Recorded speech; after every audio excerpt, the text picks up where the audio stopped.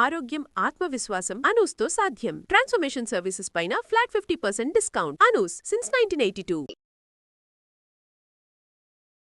Sir చిన్నప్పటి నుంచి నాకు ఒక అమ్మాయి ఫ్రెండ్ గా ఉంది సార్. నాకు చైల్డ్హుడ్ ఫ్రెండ్. వండర్ఫుల్. చెప్పినాను.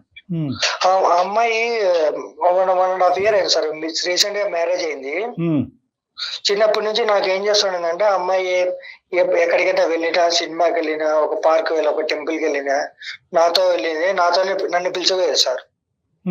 ఎక్కడికైనా మీరిద్దరు ఎక్కడికైనా మేమిద్దరం. ఏం జరగాలంటే ఊర్లో అందరికి మాకు తెలుసు, మా పేరెంట్స్ తెలుసు, వాళ్ళ పేరెంట్స్ తెలుసు, ఊరు మొత్తం తెలుసు మేమిద్దరం ఫ్రెండ్స్ అని. వేణు, ఎప్పటి నుంచి మీ స్నేహం? నా ఊహ తెలిసినప్పటి నుంచి ఫ్రెండ్షిప్ చేస్తాను. చిన్నపిల్లలు అప్పటి నుంచే పరిచయం ఉంది. అవును సార్. నేను డిగ్రీ వరకు అమ్మాయి నేను కలిసి చదువుకున్నాం సార్. మేమిద్దరం. ఏ పేరు వేణు? స్వాతి సార్. అమ్మాయి పేరు స్వాతి, మీ పేరు వేణు. బాగుంది. మరి ఏమైంది అంత అంత లవ్లీగా ఉంది కదా స్నేహం? అంటే అంత జనరల్ గా అది చాలా చైల్డ్హుడ్ స్నేహం, చైల్డ్హుడ్ పరిచయం అంటాం గానీ అది మెయింటైన్ చేయడం చాలా కష్టం. అవునండి. అది ఏమవుతుందంటే బాధ్యతలు అవనివ్వండి, బరువు బాధ్యతలు అవనివ్వండి, అటు ఇటు కొట్టుకుపోతాం జీవన ప్రవాహంలో. కానీ మీరు మెయింటైన్ చేశారు, డిగ్రీ వరకు మెయింటైన్ చేశారు అంటే కనుక అదే గ్రేట్. డిగ్రీ తర్వాత ఏమైంది? అమ్మాయికి మ్యారేజ్ అయిపోయింది సార్. అంటే దానికి మించి ఏమీ కాదు, అది ప్రేమ గానీ ఇంకో విధమైన ఎందుకు అంటే ఫ్రెండ్షిప్ అక్కడి వరకు ఎందుకు వెళ్ళలేదు? జనరల్ గా వెళ్ళిపోద్దు, కానీ మీది ఎందుకు వెళ్ళలేదు? అంటే ఆ విధంగా ఎప్పుడు ఊహించుకోలేదా, ఆలోచించలేదా? ఆలోచించలేదు సార్. ఫ్రెండ్షిప్ గానే ఉన్నాము మనము. పెళ్లి చేసుకోకుండా కాదు, కానీ పెళ్లి అనే ప్రస్తావన ఎప్పుడు రాలేదు మీ ఇద్దరు జీవితాల్లో? అసలు రాలేదు సార్. Okay okay. మంచి true friends. Right right. Wonderful. Degree తర్వాత అంటే సినిమాలకు వెళ్ళటం, చట్టపట్ట తిరగటం అంతా హ్యాపీగానే. ఈ చుట్టుపక్కల వేరే స్నేహితులు అవనండి, కుటుంబ సభ్యులు కానీ దాన్ని వేరే విధంగా వర్ణించడం కానీ వేరే విధంగా చూడటం అనేది ఎప్పుడు జరగలేదు? ఇప్పుడు జరగలేదు సార్. వండర్ఫుల్. డిగ్రీ తర్వాత ఏమైంది? అమ్మాయికి మ్యారేజ్ అయింది సార్. అదే సంగతి. ఓకే. అవ్వాలిగా పెళ్లి, వయసు వస్తే ఆడపిల్లకి. తర్వాత అమ్మాయికి మ్యారేజ్ అయినప్పటి నుంచి ఇంకా నన్ను పట్టించుకోలేదు సార్. నన్ను దూరం పెట్టేసింది సార్. మరీ చెప్తా, అంత స్నేహం ఉండి పట్టించుకోకుండా ఎందుకు ఉంటది వేణు? ఇప్పుడు మ్యారేజ్ అయినాక అసలు నన్ను దూరం పెట్టదు. నాకు అసలు ఫోన్ చేయట్లేదు. ఏమన్నా మూవీకి వెళ్దామన్నా ఫోన్ చేయట్లేదు. కాదు, నాకు తెలియక అడుగుతాను. అంత ముందు ఏంటి ఎక్కడికి వెళ్ళినా ఉత్తరం రాసేదా నీకు? అంటే ఇద్దరు నాకు కాల్ చేసేది సార్, వెళ్దాము, రెడీ అయ్యి ఉండు అట్లా అని. బాగుంది. మ్యారేజ్ అయినా నన్ను అసలు పట్టించుకోలేదు సార్. ఒక ఫ్రెండ్ గానే కూడా పట్టించుకోవట్లేదు. కానీ ఒకటి నాకు చెప్పు, ఇంతకు ముందు అన్ని చెప్పేది పోసుగుచ్చినట్టు, ఎక్కడికి వెళ్తున్నావు, ఏం చేస్తున్నావు అని చెప్పి. నువ్వు అడక్క ముందే చెప్పేదా, నువ్వు అడిగితే చెప్పేదా?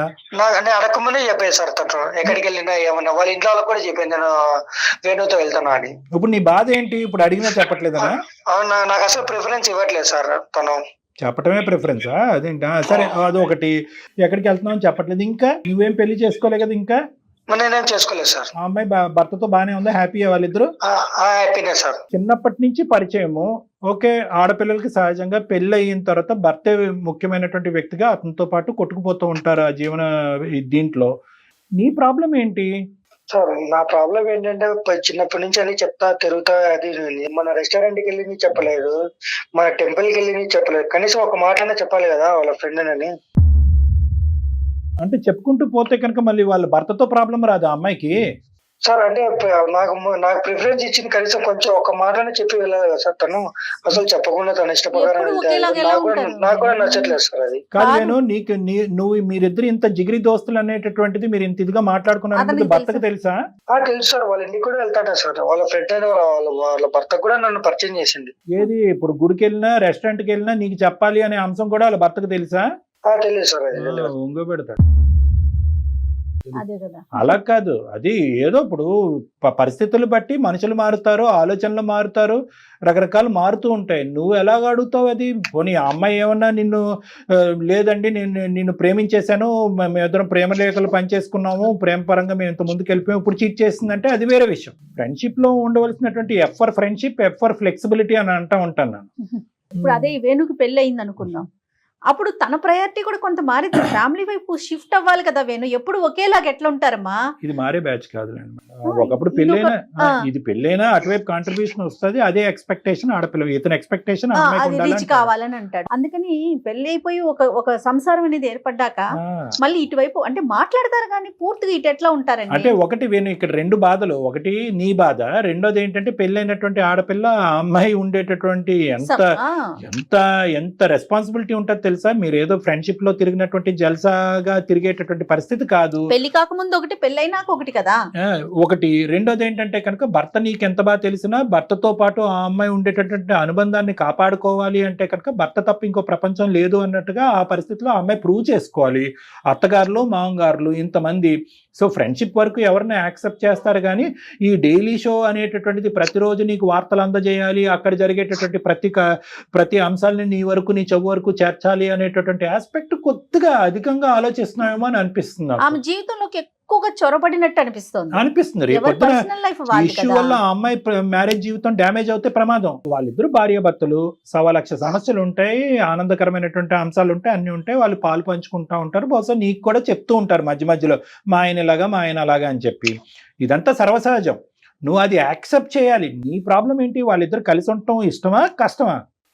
సార్ అది వాళ్ళిద్దరు ఉండేది ఇష్టమే సార్. కానీ నాకు ఇంత ముందు అంటే ఫ్రెండ్షిప్ అన్నప్పుడు నేను ఎక్కడికి వెళ్ళినా ఏం వెళ్ళినా మొత్తం చెప్పేది. ఇప్పుడు నాకు చెప్పుకొని ఎవరు లేరు కదా సార్. అదే ఇప్పుడు నీకు ఇప్పుడు ఒకటి పాయింట్, అది నువ్వు ముందుగానే ఎక్స్పెక్ట్ చేయాలి. ఎందుకంటే ఇంతకు ముందు వేరే లోకం వేరే ప్రపంచం తెలియనప్పుడు చదువు, బెస్ట్ ఫ్రెండ్ నువ్వు అన్నట్టుగానే ఉండేది ఆ అమ్మాయి ప్రపంచం. ఇప్పుడు ఏంటంటే కనుక ఆ అమ్మాయి రకరకాల ప్రపంచాలు, భర్త, అత్తమామలు, వేరే కుటుంబాలు, 1,00,000 సమస్యలు, రేపొద్దున పిల్ల జల్ల పుడితే కనుక ఆ లోకం, ఇవన్నీ రకరకాల అంశాలు ఉంటాయి. నువ్వు ఏకాగ్గా ఉన్నావు, నువ్వు ఫ్రెండే, మంచి దోస్తే. నిన్న ఎక్కడ అమ్మాయి అందా నిన్న నా జీవితం నుంచి డిలీట్ చేసేస్తున్నానని ఎప్పుడన్నా అనలే కదా. సో నీ ఎక్స్పెక్టేషన్స్ కొద్దిగా తగ్గించుకోలేమో అని అనిపిస్తుంది. అసలు నీ ఉద్దేశం నాకు అర్థం కావట్లేదు. ఆ అమ్మాయిని ఫ్రెండ్లీగా చూస్తున్నావా, లేదంటే ఆ అమ్మాయి భర్త స్థానంలో నిలబడాలనుకుంటున్నావు? నువ్వు నా అనుమానాలు నాకు వస్తున్నాయి. అమ్మాయిని ఫ్రెండ్లీగానే చూడాలనుకున్నాను. మరి నీ ఫ్రెండ్షిప్ లో ఇంత పొసెసివ్నెస్ ఏంటి, ఇంత క్రేవింగ్ ఏంటి, ఇంత డెస్పరేషన్ ఏంటి? ఏదో మీరిద్దరు కాన్స్టిట్యూషన్ రాసుకున్నట్టు, లెక్కల పుస్తకాలు రాసుకున్నట్టు మన లెక్క ఇలాగే ఉండాలన్నట్టు మాట్లాడుతున్నావు నువ్వు. ఈ విధంగా ఉంటే కనుక ఆ భర్తకు లేనిపోయిన ఆలోచనలు, అనుమానాలు వస్తాయి. ఆ అమ్మాయి జీవితం అస్తవ్యస్తం అవుతుంది. నీ ఫ్రెండ్షిప్ గురించి ఇంకో 2 గంటలు మాట్లాడు, నేను చాలా హ్యాపీగా ఉంటా, అందులో డౌటే లేదు. వాళ్ళు నీ ఫ్రెండ్షిప్ పక్కన పెట్టు, అటక మీద పెట్టు నీ స్నేహాన్ని. ఇప్పుడు అది కాదు నాకు ఇష్యూ. వాళ్ళ పెళ్లి పరిస్థితి ఏంటో నాకు చెప్పు. అంటే నాకు ఏం చెప్పకుండా చేశాను కాబట్టి నేను వాళ్ళిద్దరి మధ్యలో చిచ్చు పెట్టాను సార్. నేను చిచ్చు పెట్టాను, నువ్వు ఓపెన్ గా నువ్వే పదం వాడేస్తున్నావు. ఏం చేసావే, ఏం కనకార్యం చేసావు? అంటే నాకు చెప్పకుండా ఇట్లా వెళ్ళింది, ఇట్లా తిరిగింది. వాళ్ళిద్దరు అట్లా ఉండడంలో నాకు నచ్చడం లేదు సార్ అసలు. అది ఓకే, ఏం చేసావు? ఇప్పుడు వాళ్ళిద్దరు కలిసి లేరా ఏంటి? నాకు అర్థం కావట్లేదు. ఒక విడాకులు తీసుకోవడానికి రెడీగా ఉన్నారు మేడం వాళ్ళిద్దరు.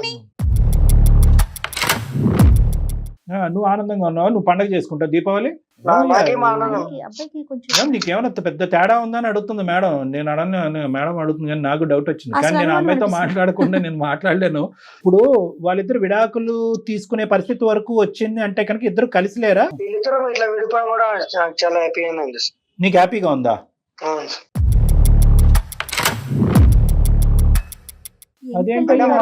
మళ్ళీ నా దగ్గరికి వస్తుంది కదా, ఏమన్నా విషయాలు షేర్ చేసుకోనికి నాకు దగ్గరగా ఉంటది కదా. ఇప్పుడు మేము నిజంగా ఇది మూర్ఖత్వానికి, శాడిజానికి పరాకాష్ట ఇది.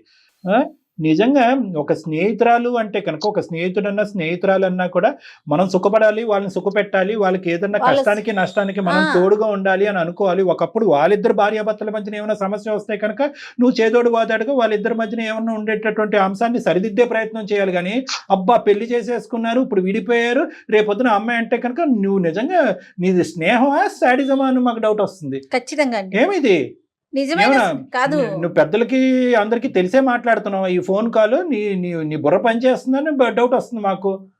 నిజంగా ఇక్కడ నువ్వు కాదు విక్టిమ్, నువ్వేదో పెద్ద విక్టిమ్ అన్నట్టుగా మాకు పెద్ద ఈమెయిల్ రాసేసి మేమేదో నువ్వు కష్టాల్లో ఉన్నట్టుగా నీ స్నేహితురాల గురించి నువ్వేదో చెయ్యాలి అనే తపంతో మాకు ఈమెయిల్ పెట్టామని మేము పరిగెత్తుకుంటూ ఇంకో 300 మంది ఈమెయిల్స్ పక్కన పెట్టి నీకు ఫోన్ చేస్తే ఇక్కడ నువ్వు కాదు విక్టిమ్, ఆ అమ్మాయి విక్టిమ్. ఇక్కడ ఆ అమ్మాయి బాధితురాలు. ఇక్కడ తనేమంటది అసలు? తనేమంటోంది? తను ఏమంటుందంటే ఇప్పుడు మేము విడాకులు తీసుకొని కూడా సిద్ధమైనాము అని చెప్తుంది మేడం. అదే ఇప్పుడు ఆ అమ్మాయి అది కాదు మేడం, ఈ అబ్బాయి ప్రతిరోజు ఫోన్ చేయలేదు, టెంపుల్ కి వెళ్తున్నానని చెప్పలేదు, సినిమాకి వెళ్తున్నానని చెప్పలేక ఆ అమ్మాయి ఏదో ఒక వీక్ పాయింట్ లో వీడికి ఫోన్ చేసి ఉంటది. వాళ్ళ భర్త కోపం వచ్చి ఉంటది. ఇక నేనా ప్రయారిటీ, వాడే ప్రయారిటీ, వాడు స్నేహంగా అనిపించట్లేదు, ఇంకో విధంగా అనిపిస్తున్నారంటే ఇప్పుడు భార్యాభర్తలు దూరం అయ్యారు, విడాకుల వరకు వచ్చారు. ఎవరు దీనికి సూత్రధారి? నువ్వే కదా. కాదు కళ్యాణ్ గారు మళ్ళీ మనము సిగ్గు లేకుండా నేను హ్యాపీగా ఉన్నాను సార్ అని చెప్తాడేంటి అని అంటున్నావు. అసలు మనం ఎలాంటి రోజుల్లో ఉన్నామండి? అసలు ఇట్లా చూస్తే అట్లా ఏదో ఊహించేసుకునే రోజుల్లో ఉన్నప్పుడు ఇలా ప్రతిదానికి నాకు గుడికి బడికి చెప్పట్లేదు అని అలా టార్చర్ పెడుతుంది ఎవరైనా ఊహిస్తారు కదా. ఆ ప్లేస్ లో ఎవరున్నా అదే సమస్య. ఒకటి వేణు, ఇక్కడ చాలా క్లియర్ కట్ పాయింట్ ఏంటంటే కనుక దయచేసి నువ్వు విక్టిము, నేను బాధితుడిని అనేటటువంటి నాకు సానుభూతి చూపెట్టాలి, నా సమస్యకి పరిష్కారం చూపెట్టాలి అనే ఆలోచనతో నువ్వు బయటికి రా. నువ్వు ఏంటంటే ఒక పెళ్లిని పెటాకులు చేసేటటువంటి ప్రయత్నంలో ఉన్నావు, నువ్వు తెలియకుండానే వెళ్ళిపోతున్నావు నువ్వు ఆ డైరెక్షన్ లో. అది నువ్వు బహుశా ఏంటంటే నువ్వు ఇప్పటికీ అమాయకుడు అనే స్థానంలోనే ఉన్నావు. నువ్వు తెలియకుండానే ఏంటంటే నాకు స్నేహం దక్కనప్పుడు అక్కడ దాంపత్య జీవితం ఉండకూడదు, అక్కడ సంసార జీవితం ఉండకూడదు అనే సాడిస్టిక్ యాంగిల్లో నువ్వు వెళ్ళిపోతున్నావు. అది నీకు తెలియట్లే కూడా, నీకు తెలియట్లేదు. నువ్వు ఇప్పుడు ఏంటంటే ఆ అమ్మాయి ఏంటంటే నీకు తెలియకుండా నువ్వు ఎలా అయితే చేసేస్తున్నావో ఆ అమ్మాయి తెలియకుండానే స్పీడ్గా స్టెప్లు వేసేస్తుంది. ఆ అమ్మాయి ఈ దిక్కును వచ్చేస్తుంది, ఇంకొచ్చేమో చిటుక్కుమంటే వాళ్ళిద్దరు విడాకులు అయిపోతారు. ఇప్పుడు మేము దిగకపోతే ఈ రంగంలోకి నిజమైన స్నేహితుడు వాళ్ళు హ్యాపీగా సుఖంగా ఉండాలనుకుంటారు. విడిపోయి నువ్వు ఆనందించడం ఏంటి? ఒకప్పుడు నిజంగా ఆ అమ్మాయిని అంత గుప్పెట్లో పెట్టుకోవాలి అని అనుకుంటే కనుక మీ స్నేహబంధాన్ని ఇంతకు ముందే మీరు భార్యాభర్తల బంధం కింద మార్చేసుకుంటే ఆ ప్రయత్నం చేసుకుంటే బాగుండేది కదా. మేము మాది ఎప్పటికీ స్నేహబంధం ఏమండి, అది ఆ విధంగా మేము ఎప్పుడు ఆలోచించలేదు అన్నట్టుగానే అని అంటూనే ఉన్నారు. ఇంకో విధంగా ఆ యాంగిల్ వెళ్ళిపోతుంది ఇష్యూ. అర్థమవుతుంది కదా. ఇప్పుడు ఆ అమ్మాయికి ఒకసారి ఫోన్ కలుపు, అందుబాటులో ఉంటే. అమ్మాయి పేరేంటి? స్వాతికి ఒకసారి ఫోన్ కలుపు అర్జెంట్ గా.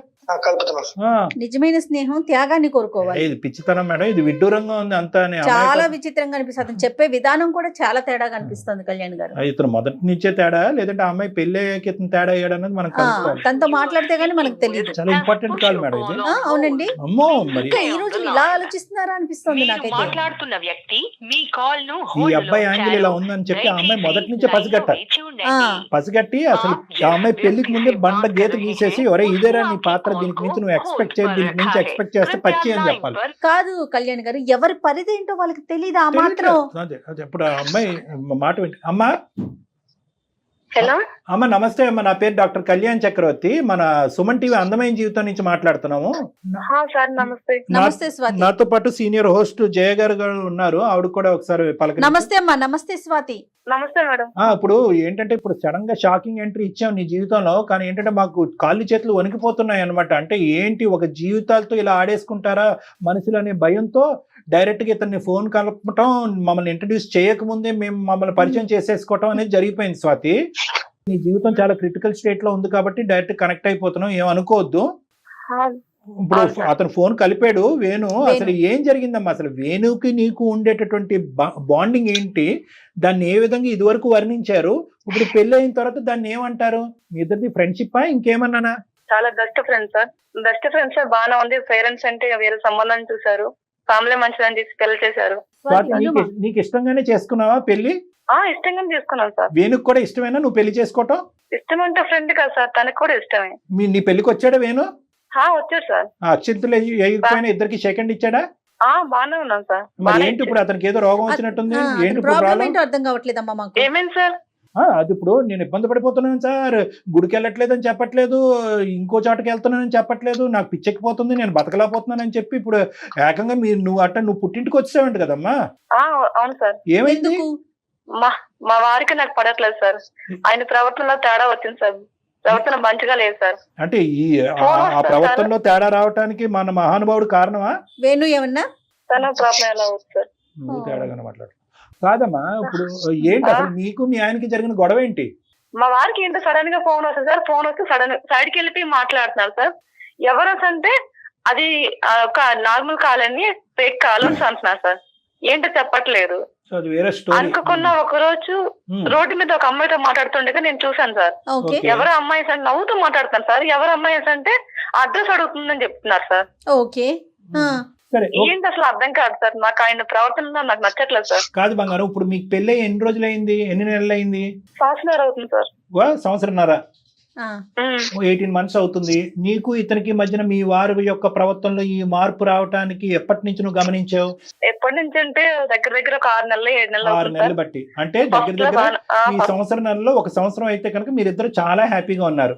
బాగానే ఉన్నాను సార్. సరే, సంతోషం. అది తీసి పక్కన పెడదాం. సో మీ ఇద్దరి మధ్యన ఈ డిఫరెన్స్ ఆఫ్ ఒపీనియన్ రావడానికి, భార్యాభర్తలు మీరు దూరం అయి నువ్వు పుట్టింటికి వచ్చి ఉండటానికి వేణు అయితే కారణం కాదు అని అంటున్నావు. వేణు వల్ల మీ ఇద్దరు లేదు సార్. వేణు వల్ల పెళ్ళి అయిన 18 నెలల్లో వేణు వల్ల నీకేమైనా ఇబ్బంది వచ్చిందా?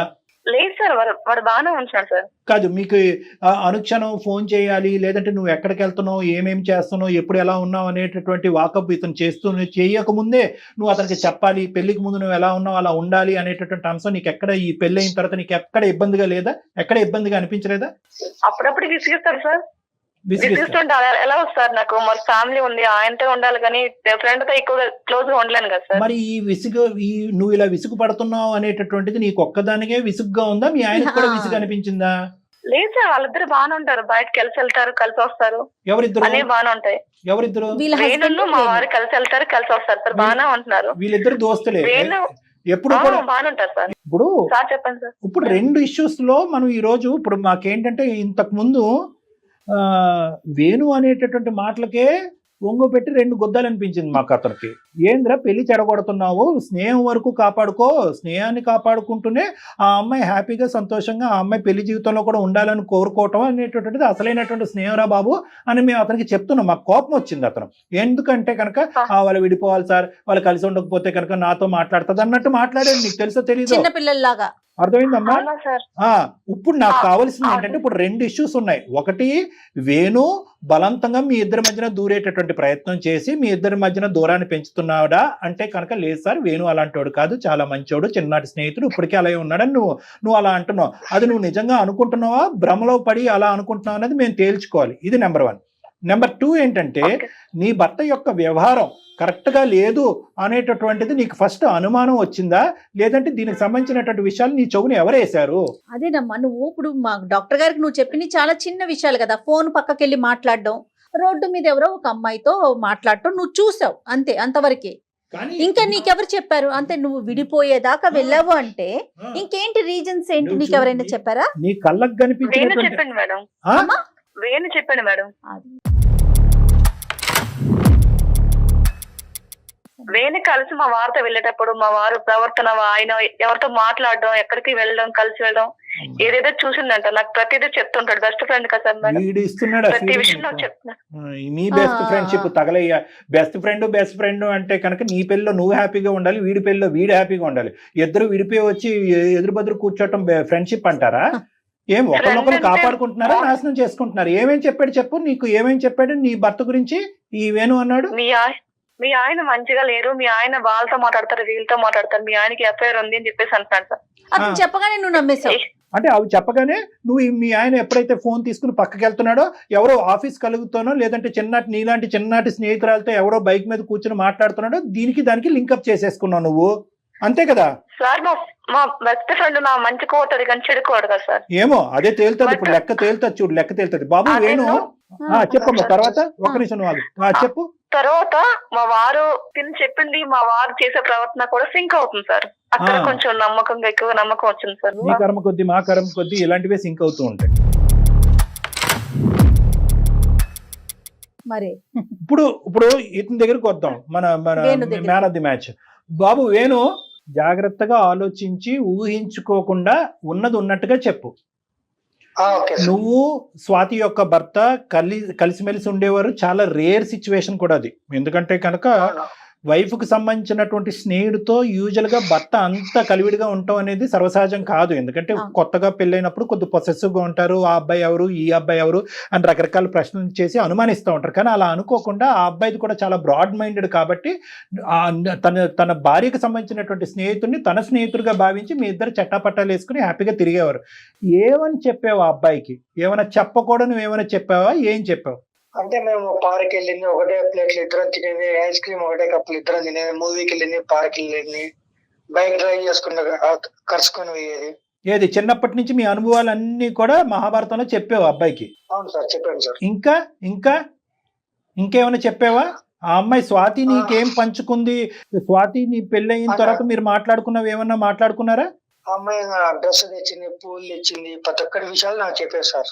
స్వాతి వాళ్ళ ఆయన తనకి పువ్వులు తేటము, తర్వాత ఇంకేమన్నా డ్రెస్సులు తేడము, ఆ బెడ్రూమ్ లో కరుచుకునేటి చేసుకునేటి అవన్నీ చెప్పింది సార్. ఏమర్రా మీకేమన్నా బుర్రలు బుద్ధులు ఉన్నాయా? ఇవన్నీ చెప్పేది నాకు అని చెప్పి నువ్వు ఆడికి చెప్పావా? సారీ, స్వాతి గారి భర్తకు చెప్పావా? అవును సార్, చెప్పాను సార్. స్వాతి ఇలా పంచుకునేది నీకని? అది నా స్వార్థం సార్, అది చెప్పడం. అవునులే, నీకు స్వార్థమే లే. ఇప్పుడు ఆ అమ్మాయి ఒక మంచి ఉద్దేశంతోనో లేదంటే ఇంకోటో పర్లేదు నా ఫ్రెండ్కే కదా చెప్తున్నాను అన్నట్టు చిన్నప్పటి నుంచి అన్ని పెంచుకునేది. ఆమె లిమిట్ లేకుండా చెప్పుకుంది. నీకేం పోయే కాలం వచ్చింది? ఇవన్నీ స్వాతి నాతో పంచుకుంది. ఓకే, పెళ్లికి ముందు మీ ఇద్దరు ఒకే పల్లెలో తినేవాళ్ళం, చాలా హ్యాపీగా ఫ్రెండ్లీగా ఉండేవి అనేటటువంటిది అక్కడి వరకు ఓకే. పెళ్ళి అయిన తర్వాత కూడా స్వాతి నాకు ఇలా చెప్తుందని అంటే కనుక ఏ భర్త ఊరుకుంటాడు? దానికి తోడు నువ్వు ఇంకో పని ఏం చేసావంటే కనుక స్వాతికి మళ్ళీ విషబీజం నాటేవు ఆ అమ్మాయి బ్రెయిన్ లో. నీ భర్త ఇంతటితో కాదు, మీ భర్త ఆ అమ్మాయితో మాట్లాడితే నేను ఈ అమ్మాయితో మాట్లాడితే నీకు కరెక్ట్ కాదు, వాళ్ళిద్దరు కలిసి ఉండాలి అని ఉందా, లేదంటే ఇక్కడ వాళ్ళు విడిపోవాలనే స్వార్థం ఉందా నీకు? అమ్మాయి నాకేం సరిగ్గా ఏం చెప్పడం లేదు సార్, అందుకోసం ఇంకా ఏం చెప్పాలరా నాయన, మొత్తం నువ్వు దరిద్రం చేసినాక పెంట చేసే వాళ్ళ జీవితాన్ని ఆ అమ్మాయి ఏమొచ్చి పిచ్చిదాని లెక్క ఇప్పుడు ఇంట్లో వచ్చి కూర్చొని ఇంకా స్నేహితుడు ఏమా స్వాతి లైన్ లో ఉన్నావా? అక్కడ విషయాన్ని ఇంజెక్ట్ చేశాడు, నీకు విషం ఇంజెక్ట్ చేసి ఇద్దరికి బ్రెయిన్ వాష్ చేసి ఈ రోజు మీ ఇద్దరు విడిపోవటానికి ప్రధానమైనటువంటి సూత్రధారి కారకుడు నీ చిన్ననాటి బెస్ట్ ఫ్రెండ్. ఇగో ఫోన్ లైన్ లో ఉన్నాడు. ఇప్పటికైనా నీకు బుద్ధి వచ్చిందా? అర్థమైందా? కాదు స్వాతి, ఒక 10 నిమిషాలు మాట్లాడితేనే మాకు అతని క్యారెక్టర్ అర్థమైంది. నువ్వు పెళ్ళైపోయిన ఆడపిల్లవి, మీ ఇద్దరి మధ్య ఉన్న విషయాలు అతనికి ఎలా షేర్ చేస్తావు? షేర్ చేయొచ్చా అట్లా? ఏం పిల్లలమ్మా మేడం, నాకు చిన్నప్పటి నుంచి బెస్ట్ ఫ్రెండ్ కదా, వాడు తప్ప నాకు ఎవరు లేరు మేడం. అమ్మా అదే వాడు తప్ప ఎవడు లేడు అన్నప్పుడు మీరిద్దరు పెద్దలు నొప్పించి మీరిద్దరు పెళ్లి చేసుకోవాల్సిందమ్మా. పెళ్లి పోయింది. ఆ గీత ఏదైతే ఉందో, స్నేహానికి మధ్యన ఉండేటటువంటి ఆ చక్కటి గీత ఏదైతే ఉందో ఆ గీత ఎప్పుడో పోయిందమ్మా. కళ్యాణి గారు ఇద్దరు విచిత్రంగా మాట్లాడుతున్నారు. ఇద్దరు మేము ఫ్రెండ్స్ అంటారు. ఎలాంటి విషయాలు షేర్ చేసుకోవాలి? ఇప్పటి వరకు అతనికి బుద్ధి చెప్పాలి అని అనుకున్నావు, ఇక నీకు కూడా బుద్ధి చెప్పాలేమో అనిపిస్తుంది. ఇప్పుడు స్నేహం అనేటటువంటిది, స్నేహం అనేటటువంటి మాట పదంలో ఉండదమ్మా, మీ ప్రవర్తనలో ఉంటది, మీ ఆలోచనలో ఉంటది, మీ మాటలో ఉంటది, మీరు తీసుకునే నిర్ణయాలు బట్టి ఉంటది. ఇక్కడ స్నేహం అనే ఒక పదం కింద ఉండిపోయింది, పెళ్లి అనేది కూడా ఒక తూతూ మంత్రంగా ఒక పదం కింద ఉండిపోయింది. ఈ రెండిట్ల మధ్యన మెజారిటీగా ఇప్పుడు ఎప్పుడు కంటిన్యూ అయ్యేది ఏదన్నా ఉంది అంటే కనుక అదే ప్రయాణం ఏదైతే పెళ్లికి ముందు ఉందో అదే ప్రయాణం ఇక్కడ కూడా కంటిన్యూ అయిపోయి మీరు చెప్పుకోవటానికైతే స్నేహంగా అనిపిస్తుంది, కానీ ఇక్కడ ఏం మాకు స్నేహంగా అనిపించట్లేదు. ఇది ఒక బంధంగా అనిపిస్తుంది, ఇది ఒక రిలేషన్షిప్ కింద అనిపిస్తుంది. ఎటొచ్చి ఏంటంటే మీ ఇద్దరి మధ్యన శారీరకపరమైనటువంటి ఆ సంబంధం లేకపోవటం ఒక్కటే తేడా.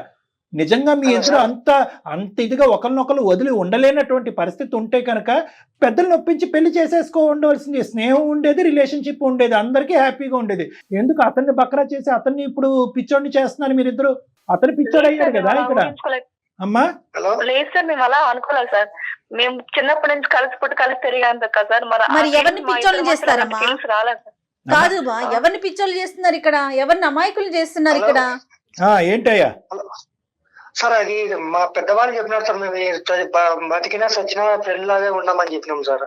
అవును, మీ పెద్దవాళ్ళకి మీరు అది ప్రామిస్ చేసేసి బ్యాక్గ్రౌండ్ నుంచి మీరు చేసేటటువంటి రాద్ధాంతం ఏంటి చెప్పి ఇక్కడ మీరు ఎటువంటి కార్యక్రమాలు నడిపిస్తున్నారు ఇక్కడ బ్యాక్గ్రౌండ్ లో?